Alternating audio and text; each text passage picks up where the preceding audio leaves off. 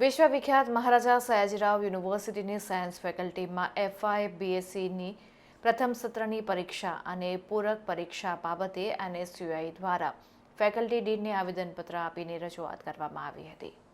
વડોદરા શહેરમાં વિશ્વવિખ્યાત એવી મહારાજા સયાજીરાવ ગાયકવાડ યુનિવર્સિટીની સાયન્સ ફેકલ્ટીમાં NSUI દ્વારા FY BScમાં પ્રથમ સત્રની પરીક્ષા 9 ડિસેમ્બરથી શરૂ થાય તથા સત્ર બીજી પૂરક પરીક્ષા 6 ડિસેમ્બરથી ચાલુ થાય આવા મુદ્દાને લઈને NSUIએ આવેદનપત્ર આપીને રજૂઆત કરી હતી, જેમાં અમુક વિષયની પરીક્ષા એક જ દિવસે હોવાથી વિદ્યાર્થીઓ મૂંઝવણમાં મુકાયા હતા અને પ્રથમ અથવા દ્વિતીય સત્રની એટીકેટીની પરીક્ષાની તારીખમાં ફેરફાર કરવામાં આવે તો વિદ્યાર્થીઓને ઘણી રાહત થશે।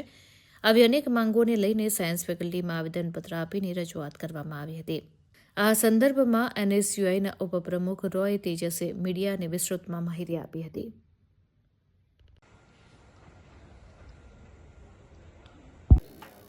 આજરોજ જે છે સાયન્સ ફેકલ્ટી ખાતે NSUI દ્વારા માંગ કરવામાં આવી છે કે આ જે BSc જે ચાલે છે તેમાં વિદ્યાર્થીઓના સેમ 1 અને સેમ 2ની એટીકેટીની એક્ઝામ જે છે તે ક્લેશ થાય છે।